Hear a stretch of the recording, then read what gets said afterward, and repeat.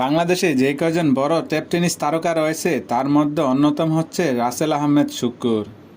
তিনি প্রতি সিজনে আয় করেন লাখ লাখ টাকা। তার আয়ের উৎস হচ্ছে এই টেপ টেনিস খেলা। পুরো বাংলাদেশে রয়েছে তার জনপ্রিয়তা এবং চাহিদা। দেশের কোথাও বড় টেপ টেনিস টুর্নামেন্ট হলে তার ডাক পড়ে যায়, কারণ তারা যে টেপ টেনিসের তারকা। বাংলাদেশের পাশাপাশি ভারতেও রয়েছে তার জনপ্রিয়তা।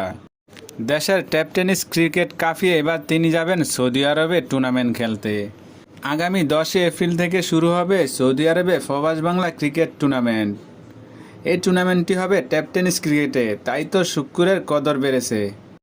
বাংলাদেশ সহ উপমহাদেশের টেপ টেনিস তারকারা খেলবেন এই টুর্নামেন্টে।